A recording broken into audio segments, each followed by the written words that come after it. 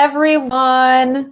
Going live now. So I'm going to dive right in. You were listening when I said, please send me questions. And I have 3 pages of questions to get to, along with all of them that you input as we're talking. So if I don't get to yours as we're going through, I will come back and do more video later of the ones that people input while we're going along, because I want to try and get to all the ones that people sent before. So many questions. First thing I'm going to do is give you an input on Victor Daniel, because I do get asked about this a lot. Hey, everyone. So this is my update, Victor says. Hi, Kari. It was nice to hear from you again. I'm still fighting my illness, and I hope I pass away so I won't be in pain anymore. My brain tumor is the size of a baseball. I want to pass away so I won't be a burden to my family. And I'm very happy that when I die, I will be at the mortuary for them to embalm my body and to have my funeral there. This is how Victor has always talked. I hope you can embalm my body, Kari. I'm going to pass away at the end of October from death with dignity. So that is an update on Victor Daniel. Hey guys that are all logging in. It's so good to see you. I also want to give out a shout out to someone who has been very encouraging, and always, my husband always, whenever he comes back from seeing this person, says, I love your wife's videos. So Colleen at Aquascape, hey girl, I'm so excited to hear that you keep watching my videos. Like, it's so honoring to me. Thank you. Big John, I'm also working on your vault and cemetery video, so stick with me. So I'm going to dive in, guys, to questions, and here we go. Mary Lou asks, are there any smells during the embalming process? Yes. So you've got the chemical smell from the embalming fluids that you mix up, but then you also have, depending how you do drainage, more so than not, you're going to have kind of a free blood exposure. And so you have the blood smell, and blood, you know, it's that iron smell of the blood. I guess unless you've been around large quantities of blood, it's hard to explain what it smells like. But it's got a little pungent odor to it, and it definitely can get to you if you're exposed to it over time. So there's that. Then the stomach gastric smells, if the person's purging. There just may be body odor. If they have not bathed in a while, they may be pooping or peeing, and maybe excrement odor as well. So there's a lot of different smells that can come into play. I wear a respirator, so I usually am not smelling those things as much. I'm always shocked when I leave the room and I walk back in and then re-put my respirator on. You smell all of it when you walk in the door, and it's like, oh my goodness, I'm so glad I have this respirator on that I'm not smelling it. Yes, it kind of does smell like really dirty pennies. It does. Kaylee asks, what are your thoughts on ashes or cremated remains? I have to correct that. It's not ashes.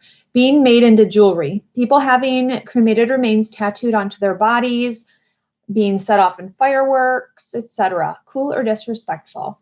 So I am all for what anybody wants to do. You know, you got to go with your gut, because it's all about your comfort level and what you want to do for or with the person. You know, a person may tell you what they want done, but it's also kind of what the living people want done after as well. I think it's really cool that there are so many options now. You are losing part of the person by putting them in a firework or putting them into a vinyl record. Even made into jewelry, you know, they're in a different form. Now, the only thing with jewelry, and I always give this kind of advice, how often do you break a necklace, lose a bracelet, lose jewelry? Do you ever lose the stone out of your wedding ring set or anything else? It can easily happen to your cremation jewelry also. So if your loved one is put into cremated remain jewelry and that is lost, how will you feel? That's the only question I ask, and I let people make their decision from there, because the jewelry is gorgeous and it's so unique because it's specific on that cremated remains. But if you lose that, you've lost a part of your loved one. So just food for thought. Christine asks, on the second day, burial day of my father, I noticed he was leaking brownish fluid onto the pillow by his neck and shoulders. I told the director my dad is leaking. His assistant lifted my dad's shoulders and head, and the director then just turned the pillow over. Was that from the ineffective closing of the embalming access sites? I've never had the guys to ask him, or maybe guts, what can be done in those cases? So you've probably got a lot of people around and you notice this leaking. At that point, there's not much the funeral director can do. It's not like he can whisk your dad in the casket out of the room in front of everybody. You can't manipulate a lot in front of everybody. You can't undress him in front of everybody. I mean, yes, you could do all those things, but it's not really a great idea. So at that point, when you're just headed towards burial anyway soon, it's kind of a quick fix situation. You can't really manage too much at that point, at least from my perspective. So I would probably look and see if there was anything I could to stop the fluid. But if it's already seeped through clothing onto the pillow, or if it's running from a certain place, I would maybe get some Kleenex or cotton and pack it in, maybe into the shirt to kind of absorb something like that. And I would flip the pillow. So I would probably do what they did.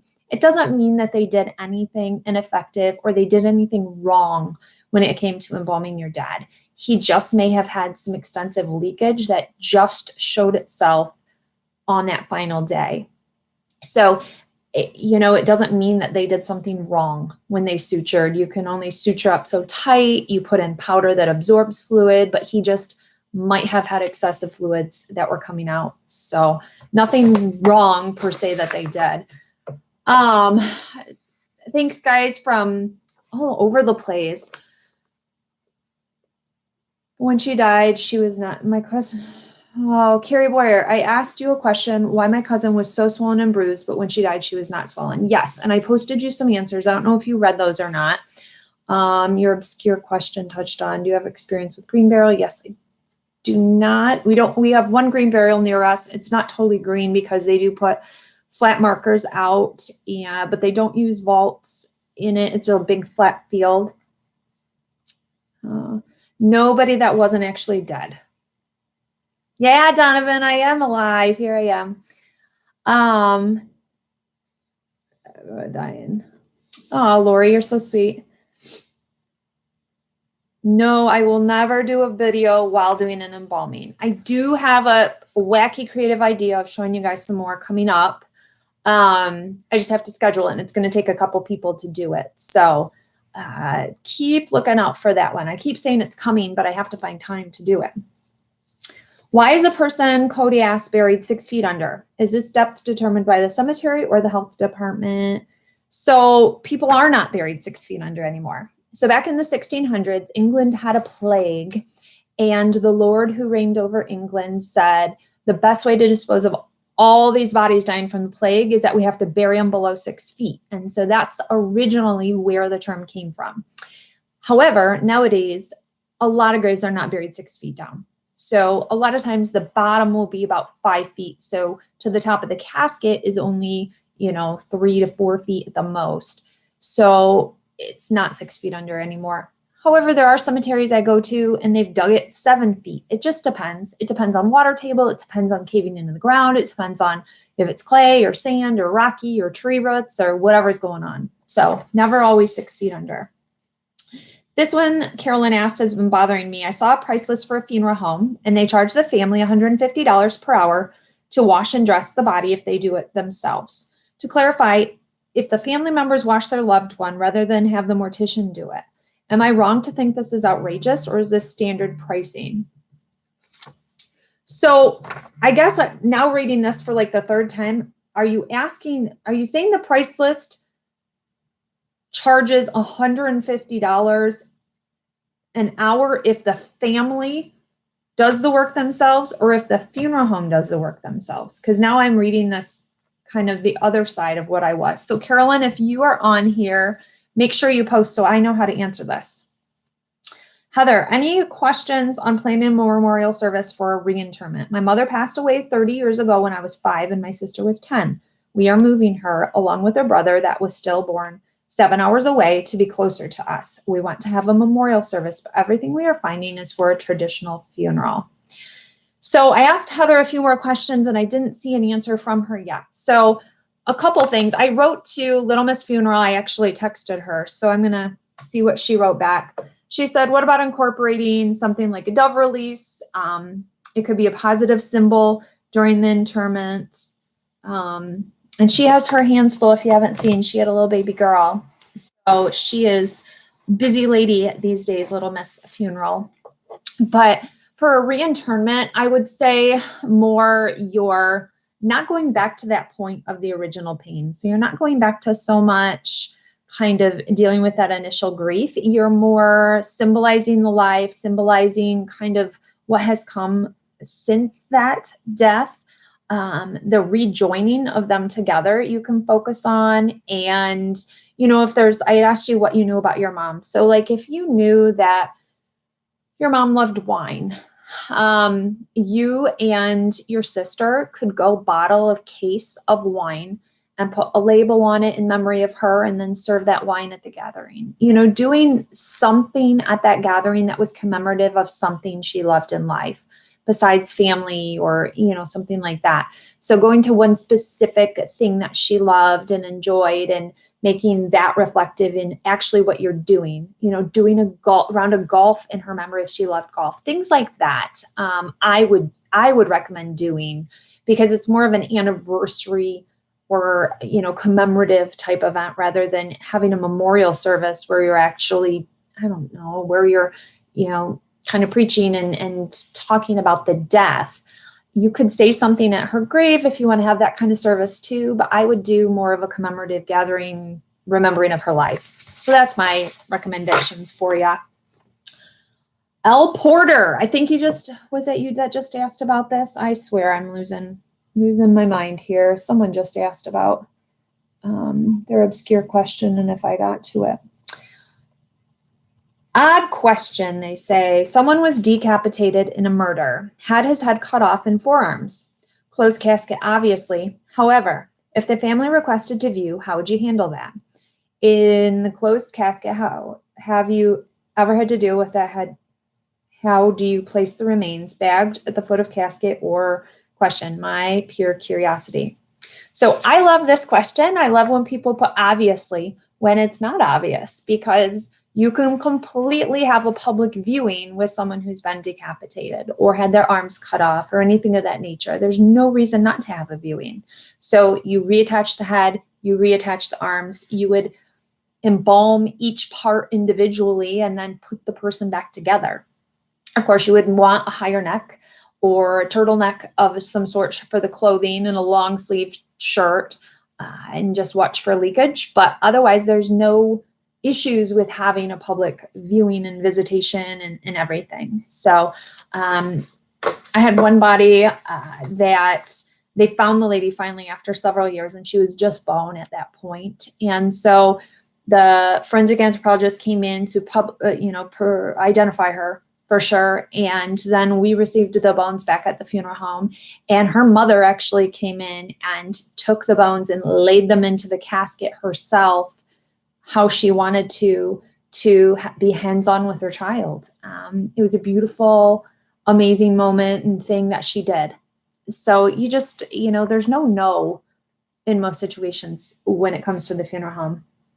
Twisted Mima says, is it legal to have both mine and my husband's ashes placed in the same urn?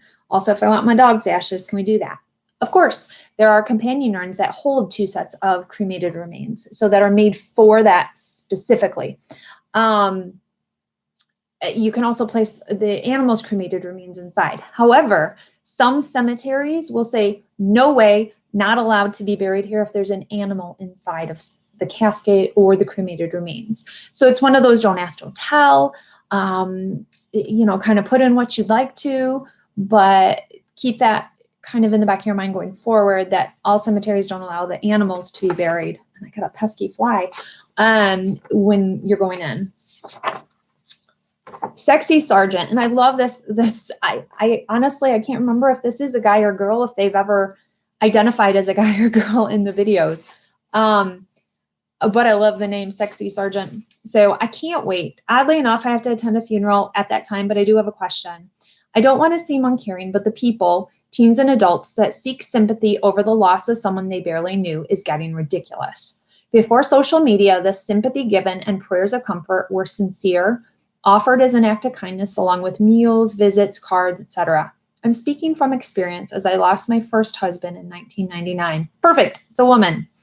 Very suddenly and unexpected. Nowadays, the sympathy has lost its sincerity, it seems. It spreads so thin because people that barely knew of the deceased are seeking attention in the form of a piece of the sympathy pie. I think it's a disgrace because sympathy and caring is a much needed form of fellowship from others, etc. I'd like to know your thoughts on this. So I have spoken on this before. I need like a ice water. I've spoken on this before when it comes to teenagers, because this is where I see it often, where a classmate who you never encountered, you attend their service and you're posting rest in peace on your Facebook and you're doing all this stuff, but you never even spoke to them. They really weren't part of your circle of anything at school, but just because they attended your school, you jump on the bandwagon with it because you really don't know how else to process the thought that someone my age died and what if it was me? And so you go through this whole, struggle, but part of it was, you want to have a little bit of reaction from everybody else on that death. So you see even this on the news where they will interview someone and they give this whole, oh, they were the nicest person and everybody was their friend. But I always wonder, how much did that person that they're actually interviewing know the deceased? Did they know him even a little? Did they ever talk to him? Did they sit with him at lunch? Did they walk down the hallway with them? Did they call them on the weekend? Did they ever text with them? How much did they really know them? Or taking selfies when you're at a funeral, or taking pictures of the folder and posting it. It used to be these private moments that you were having and you were commemorating in life, but now it's this, I have to share everything with the world. But it's kind of what we do with everything. Oh, I had a bad day, and you want the reaction. So social media is a reactionary media. You don't post something just to post it. You post it because you want a reaction. Either you want sympathy, you want support, you want somebody to say, poor you, or yay you, or I'm here with you, or I'm praying for you. So you put it out there because you want reaction back. That's the only reason for social media. But I totally agree. People don't bring meals as much anymore. They don't send cards. They don't follow up with people. It's just the generations that are being brought up, and they're being brought up poorly in all of that regards. But we're also bringing up the generations that are not attending funerals because we're having direct cremations with no services. So it's this disregard for the grief process and for what's happening after somebody dies, because we're ignoring that a death occurred by not stopping and reflecting on it. That's my 2 cents on it. Take it or leave it. Hate it if you want to, but that's how I view all of it, is that we're ignoring that a death occurred and trying to continue on. And our kids are not understanding what is happening to people when a death occurs until it then happens to them. And their minds are blown because they never experienced it any other time. So that's what I have to say. I'm going to try and go back and read up your questions here once I've hammered through. Oh, you're welcome, Twisted Mima. I hope I'm saying that right. Do taller people, let's say 6'4" and above, require a longer casket? If so, how do you fit taller people into a standard casket? So a standard casket's about 79, 80 inches long. So you would think that's about all you have. But that's, you can't put the head of somebody right against the head of the casket inside and pressing. They're kind of on a pillow, so they're on an angle. So you get about an extra inch or two there. We do have other tricks. We bend the legs. So you're adding some length with a bend in the knee or tipping the knees outwards. So if this was the hip, then, this is the hip. These are the knees. And then the toes come together. So you're kind of creating that, I don't know what I'm doing here, but I'm trying to show you that you tip the knees outward and you gain extra there as well. So you know, we can accommodate a decently tall person, but then yes, you do have to go to an oversized casket at some point. At 6'4", you should be fine being in a casket. I've placed someone that was like 6'6", 6'7" in a casket. They look a little comfy, a little snug in there, but they fit. Oh, hey, Lori. No problem. Hey, Richard. I don't know what your other question was if I only answered one. I don't know what your tag name is. Quick question, Sherry says, is it hard to do a funeral on a family that gets killed or dies together, like having the same arrangements and so on? Same calling hours, funeral, so on, tragic events. So I've done several couples that died together in accidents, you know, parents and a child, or, you know, grandparents and a child, things of that nature. So when you're sitting dealing with children who just lost their parents, you know, usually it comes in steps where you lose one parent and then you lose another. But to go from second generation up to first in one death is a lot in just itself. So that's hard, because usually when one parent's left, you let them make some of the decisions and kind of rely on them. When all of a sudden the whole echelon of who you turn to for advice is gone and you become the full decision makers, you can see this, oh my goodness, what do we do, on their faces. But making one arrangement, you just split it. So when you're talking, you talk, you know, about togetherness, but then you get the life of one, you get the life of the other, and when they came together, but you still reflect on the hobbies of one, the hobbies of the other, the work of each. So there's still these two individuals, even though they were married. They had a life before the marriage. They had a life separate of each other in some of their hobbies and things, usually. And then they had their life together. So it's not always, you know, if you have like a parent and a child die together, it's not always great to have the funeral and the visitations together in the same room. In the same building is good, but in the same room, you're going to have, if it's like an adult child and then the parent, it's going to be two separate, in a lot of ways, friends and family of maybe like a spouse of the adult child and things like that. So you're going to have two very different sets of people that come. So it depends on the dynamic, how it plays out, how they're set up, how everything happens. The worst part about it is when somebody walks into the funeral home and you know there's two people that they need to see at the same time and they love them because they were both family. Who do you go to first? It's, you know, that I've seen that. Ooh, it's almost like, who did I love more? Who did I care about more? Who am I missing more? So that I see that as being a struggle with people. My mother's really different. So now that our local funeral home no longer sells clothes. Oh, Kathy, I forgot about this question. My mother wants to be buried in pink lingerie. My sister had a fit at first. She has no hair from cancer treatments and only has one breast. What would you do? How do I make her boobs look even? The funeral home stated the boob insert is the worst thing I could do because it would not be perky. How do I make them even? So we've got a boob question. Sorry, Donovan. Hopefully everybody else is getting me loud and clear. So I would say I would try the breast insert to see if they can build the other natural breast up to look like the breast insert, because yes, when laying down, a natural breast is going to go to the side or be flattened out some. So we use cotton and towel and thing to kind of build out the breast. Or I would just try some of those like little cutlets that they sell to like give oomph to the breast when there is a natural breast there anyway, and try and build out with maybe some of that, maybe one or two pieces of that. But I would use some type of like silicone or something if that doesn't work. I think there's lots of options. It's just thinking outside the box a little bit. Rain King, he's not a little boy. He's in his 30s, but Victor Daniel. And at the beginning of this video, I gave an update. So you'll have to check back and Listen to that. And it's literally the first thing I say. So you'll have to check back and listen to that. Gramps to Matt asks, what do you think of the 2 high-profile funerals? So I've been getting this question a lot. The past week, John McCain and Aretha Franklin. Granted, few among us could afford the expense these likely cost or have achieved the notoriety which deemed special circumstances, but what aspects did you think could be utilized with meaning for us at the lower rungs of society? So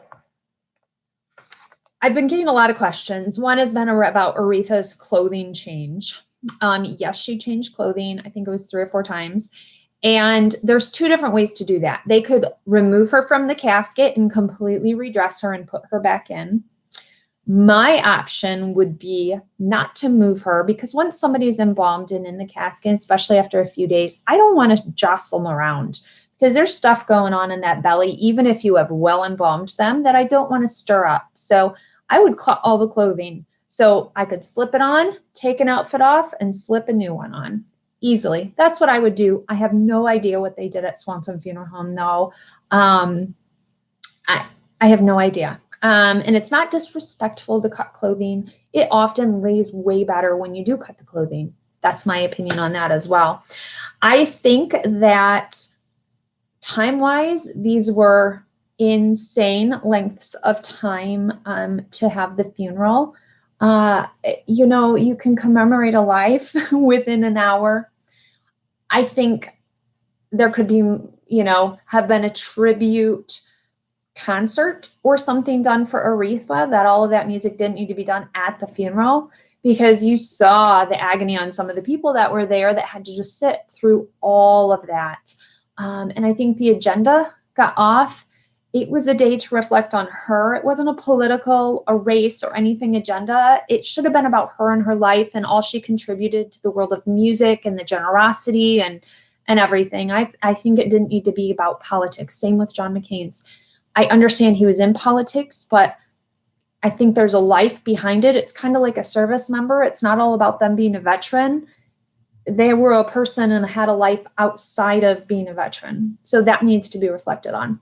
So that's my 2 cents. You know, it's proven people lose time, their attention span after about 20 minutes. So like right now I'm at 27 minutes and I don't know how many of you I've lost yet, but you lose attention after you've listened to one person for a long period of time. So I think that I don't know who would have sat through all of that unless you were physically there and needed to. It was just a lot. It was a lot. Aretha's casket was, I believe, the Promethean from Batesville. And she was buried in it, according to the video I watched, where she goes into the mausoleum, and everything I've read since, she did not change caskets. However, yes, that casket is a $20,000 to $25,000 casket. It's, I believe, the same one that Michael Jackson was buried in. I'd have to go back and double check, but I think he was buried in that same one. It's pretty much the highest end metal casket you can get. And then John McCain's casket that he used is like back ordered, that everybody's trying to order it and be buried in it right now. So that's kind of going crazy as well, that people, you know, Princess Kate wears a dress and it gets sold out and on back order, and somebody gets buried in a casket now and that goes on back order. So it's crazy. Lori, I'm going to answer your question. I have several funeral homes in my city. If I die, how is it determined what funeral home will come pick me up? It's the one that your family calls. Your family needs to make that decision as to who you're going to call. Oh, Kari, where do you live, Kari? Like what state and such?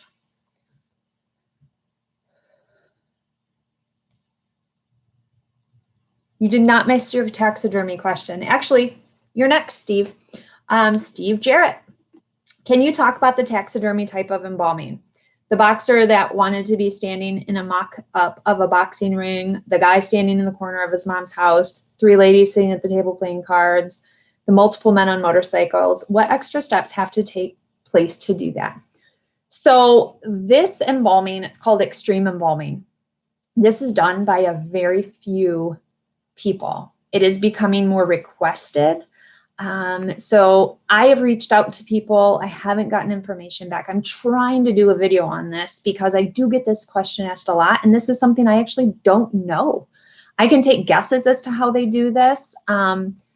but there's a huge liability to this. So I'm imagining these families have to sign away, you know, I'm not going to sue you if my son falls over, if there's purging, if whatever happens, because to take a body that's not always rigid and put them in these positions, or how do they bend them that way? I don't know what kind of rods or poles or what they're using to keep them positioned or keep the fluids from seeping anywhere. So there's a lot of behind the scenes that are going on with that situation that I don't know specifics, but I can guess. I know what I would do, I think, is use the, you know, rods and piping and things of that nature and drain out, you know, I would take out the cavity fluid after it had been in for a day, and I would, you know, re-aspirate every whatever. Like I would be terrified. I would be praying the whole time that there was no missteps with it.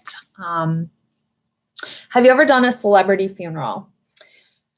No, not, I guess, a celebrity. The only funeral that I worked was what's called the Jerry Springer murder. There was a lady who was murdered the day that she was on Jerry Springer, and I worked the funeral the day that they had it. La, I don't see a question from you. And all I do is look over and answer whatever's sitting right there. So how do you work with a person who is badly damaged due to crash, significant damaged facial, etc.? Okay. You do restorative art, it's called. And it depends on the level that the family wants you to go to and what trauma there is. So you can recess the face off and literally peel the face off of somebody, completely restructure the skull below, and re-put the face back onto the form. Plaster of Paris, quick setting, like a concrete type stuff, is used to hold that skull together from the inside. And then you just reattach the skin to it, so that the underform is the same. You can do as much as you want to the skin on the outside, but if the structure of the bone underneath is not quite right, they're never going to look like them. So it does take extensive work. People that do this, that are really trained in restorative art, can spend 20 hours doing one restoration. So it is a costly endeavor, and it all depends on if the family wants, you know, what that family wants in the end, and how much effort you want them to put into the restoration. And what we say is they may not be perfect, but they're presentable. You know, the family at least can identify them as the loved one during that viewing, rather than I have no idea who that is, they don't look like my family kind of thing. All right. Mike asked me, does Michigan allow removals without a licensed director? They do. Indiana, I think, I feel like you're from Indiana or something, because these are some Indiana type questions. Does not. So like in Indiana, a licensed person has to be at a cremated remains burial, and a licensed person has to go on a removal. In Michigan, that's not the case. A licensed person does not have to be at either of those. How often do you take call duty? Well, right now, as I'm freelanced, I don't do night call removals at all, because I'm not with one funeral home. So it depends on your location and your setup, how often you would be on call to go out. How do I respond to those put off by your profession? It depends on how they're put off by my profession. I think people don't understand what we do or why we do it. I think there's a lot of wrong information, which is why I started doing the YouTube channel, and to educate and to allow people to understand how to use the funeral home to their best advantage, and why the funeral home's there, and that they're an advocate for you. They're not trying to take advantage of you and treat you poorly. So there's a lot of bad information, like how I get asked, a body sitting up or coming back to life, or all this stuff that, okay, somebody might not be dead. 1 in every 10 million, 20 million, 30 million bodies, or something crazy. You know, it just doesn't happen. Body sitting up, it cannot happen. There's no physical way for that to happen ever. But people believe these things. People believe we hang bodies by their feet, slice their neck, and drain them of blood. You know, these things don't happen. That's not how it works. But because people are told things from a young age the wrong way, or that we cut their legs off because you don't see the legs, they believe it growing up. So I want people to be educated. And then if you truly, once you're educated, have issues with my business, on what I do, then we can discuss it at that point. I value other people's opinions, but if it's misinformation, that's when I'll kind of like not argue with you, but I'm going to have a conversation with you because I want to know why you're believing that. Would you ever be a medical examiner? No, I don't want to go to school for 8 more years or work for the coroner's office. We don't have coroners here, but we have medical examiner investigators. And I would totally do that and go on scene because that's who goes on scene. The medical examiner stays at the building. They're the ones just doing the autopsies, not just, but they're the ones doing the autopsies. The investigators are the ones on scene. Thank you so much, ATM. That's really nice. Kari, I've watched several of your amazing videos and have a few questions. My first question is, do you have any advice for an older student attending mortuary school? I'm a 35-year-old nurse that left my dream job at a local funeral home to pursue a more stable career. Decided that life's too short and I want to pursue. How tough is it to gain employment? What skills can I focus on to be prepared as a student entering the field? This is a second career for many, many people. Many people go into this later in life, 40s, 50s, 60s, retirement. A lot of people enter this as a second career later in life. And so you are not alone. This is very common. Dive back in. But you need to look at the time and the money and everything you're putting in and if it's worth it to you. There are many positions within a funeral home that you don't have to be licensed for. You can work in pre-need. Yes, you do need an insurance license to do that, but it's a class, one class. So you can do pre-need. You can be an arranger in some states without being licensed. You can work aftercare. You can work visitations and services. And in a large firm, you can work 40, 50-hour weeks doing that part of it. You know, you just have to be licensed in some states to make the arrangement and sign the contract, or you have to be licensed to embalm the body, but you can also dress and casket a body with an embalmer as an assistant and not be licensed. So there's a lot of different positions you can do where you don't have to be licensed, but you can be helping, you can be giving, you can be caring for families. So just things to keep in mind, especially when it's a second career and you're going back and you don't want to put in for the time to go to school and the efforts and the money and everything. You can still work in a funeral home, still have as much impact and maybe not as much responsibility, maybe.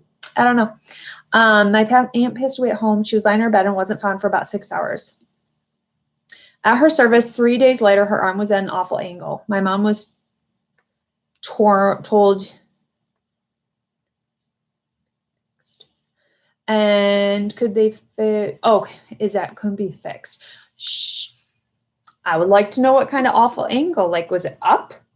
Or I guess I'd need to know how it was, because she would have been in rigor mortis when they found her.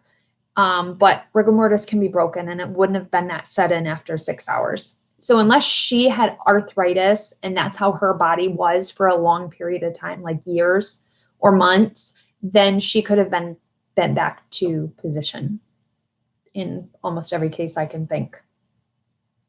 I was wondering if people ever request to get married in the chapel of a funeral home. I researched my random curiosity and found many articles where this is popular. Have you ever encountered couples inquiring about having their wedding at a funeral home? Is this something that's happening around the country or more liberal areas? I will girl here, and I haven't heard of it happening locally. Melissa asked me this. So I was just in a funeral home a few weeks ago.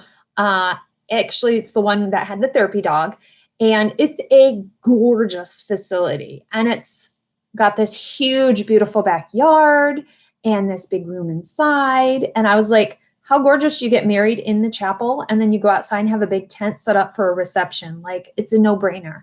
And the guy said his daughter had actually got married there. So there are more people because funeral homes are being built and transitioned over to event centers. So they have reception areas and they are not designed just for funerals per se, because memorial services are so popular. So they don't look like a traditional funeral home as much as they used to. So what do I think of home funerals?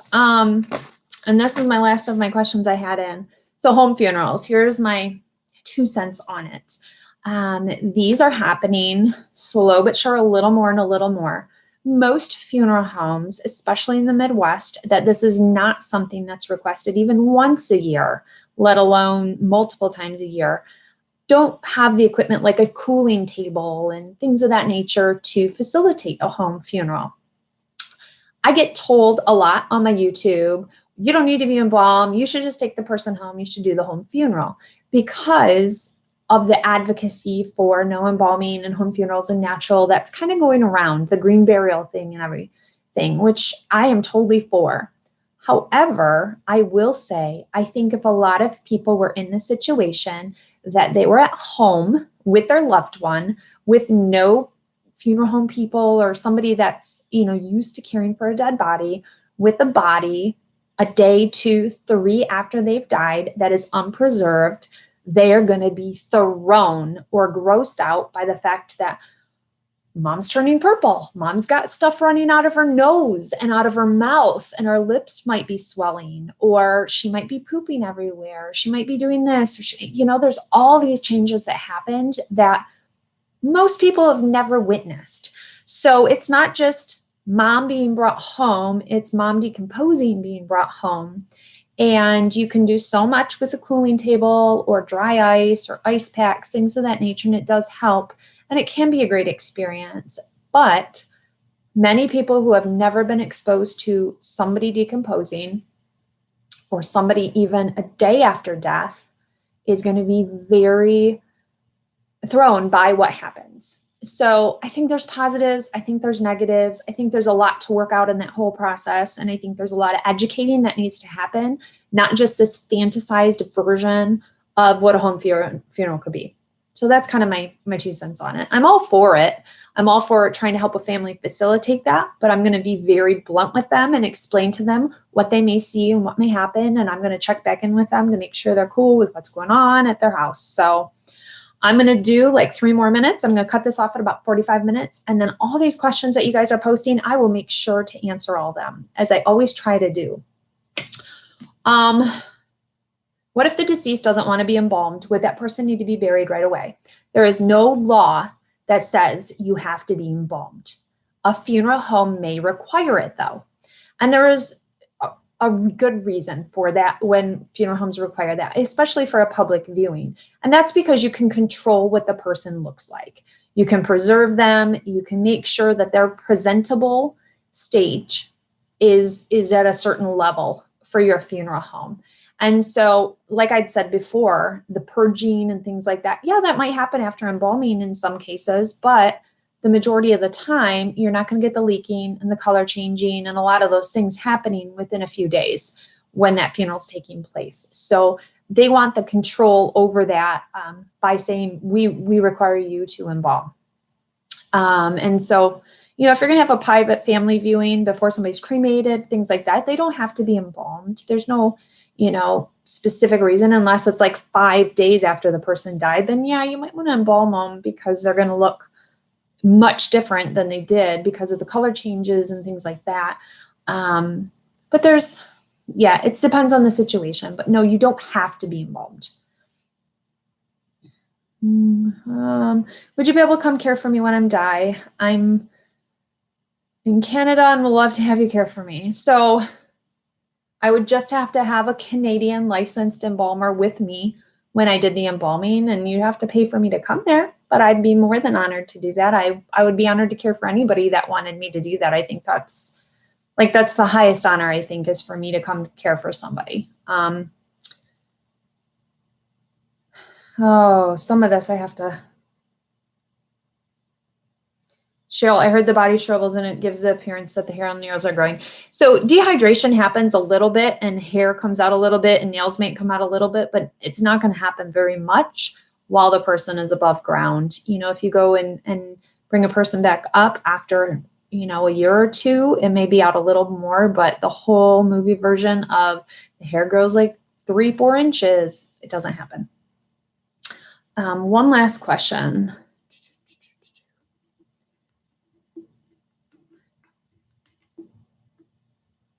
All right. Has there ever been a time when you felt you wouldn't be able to work on someone for one reason or another? Oh, trying to think.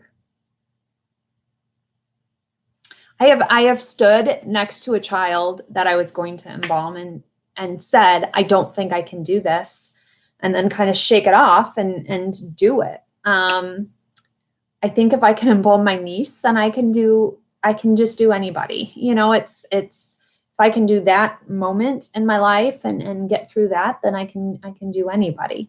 I won't I will not embalm somebody who has a contagious disease like Crutchfield-Jakob disease, or I'm trying to think what other that I wouldn't do. There's forms of like an Ebola, things like that, you know, like we're talking major diseases that are highly, highly contagious. I mean, I don't like being around somebody who has C. diff because it makes me nervous. You know, MRSA is very contagious. There's diseases that are very contagious even after death. And so I worry about them, but I take my precautions for a reason. So, all right, I'm going to cut this off. 24 is not too young to make a will. Sorry, I had to look at one more. You are never too young to make a will, especially if you have children. Go do it today. Designate who your children go to if you and your spouse die in an accident together, or else the court decides. Your parents don't get to decide. The court does. Go make a will. That's my plug on that, because that'll get me rolling any day of the week. I will tell you to go get a will if you're a parent. Yeah, do it.